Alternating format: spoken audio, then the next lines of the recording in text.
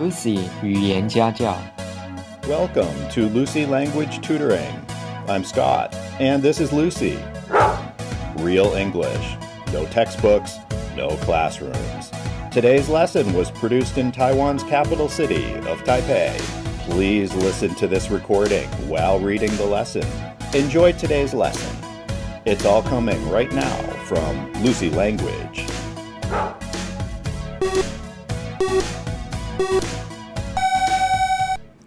On a recent afternoon, Oscar and I opened his desktop computer. He needed more memory to handle some of the newest AR/VR games. That's augmented reality, virtual reality, just in case you aren't familiar with computer gaming. In any case, we unscrewed the screws, opened the computer, removed from its innards the old memory chips, then installed the new memory chips. By the way, during this somewhat delicate operation, neither Oscar nor I felt dizzy, faint, or weak in the knees. Really, why would we? Later that same day, I was in Lucy's greenhouse helping her cut roses. She was assembling a centerpiece for the dinner table. Over and over, the garden shears sliced through the rose stems, and each rose stem made a satisfying snap. Break in half a very fresh stalk of celery or a very dry twig, and you'll hear a similar sound. Unlike Oscar's computer, Lucy's rose stems were alive, but while Lucy amputated the lower third of 4 dozen rose stems, neither of us felt dizzy, faint, or weak in the knees. After dinner, Oscar and Lucy and I settled down on the couch. Oscar was in charge of the remote. Lucy was in charge of the big bowl of freshly popped popcorn. And I was in charge of the bottle of California Red. On his way to the movie channel, where we'd soon be watching the 1942 classic film Casablanca, Oscar glimpsed something on the Learning Channel and quickly went back to see what it was. There it was, in the center of the screen, a pulsating blob, mostly red with whitish, yellow blotches, and blood. Everywhere, so much blood. Oscar was barking with excitement. The Learning Channel was showing open heart surgery, and he was fascinated by it. Lucy wasn't. She almost lost her supper. I didn't enjoy it either.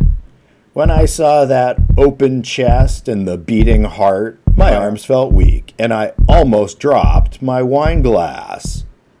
Lucy grabbed the remote from Oscar's paw, and soon enough, we were back on track to watching Casablanca. Within a minute or two, Lucy's digestion had continued. I was again sipping wine, and all 3 of us were munching on the popcorn. The next day, Lucy asked me, why do some people feel faint when they see an operation? When a doctor cuts into somebody and the insides are revealed? It doesn't happen when we open a machine like a computer, exposing all those parts that are normally hidden inside. It doesn't happen when we cut live rose stems with razor-sharp shears. But when it's a human body, that's when many of us look away. Is it the blood that makes some people faint? Lucy wondered. Watching a veterinarian operate on an animal is just as difficult to watch, she added. Even dissecting frogs in high school was impossible for some of my classmates, Oscar recalled. Oscar couldn't stop thinking about that heart surgery. By the following day, he'd already watched an appendectomy and a colonoscopy on YouTube. He also tried to find out why some people are squeamish when they see blood, why some people feel weak or unsteady when they see an open cut, and why some people quiver at the sight of a needle pressing into an arm. There are some theories that try to explain it, but there's no proof-positive answer, he told us. So for our next weekly old movie night, Lucy will be in charge of the remote. I'll be in charge of the wine. And Oscar will take charge of the popcorn. What could possibly go wrong?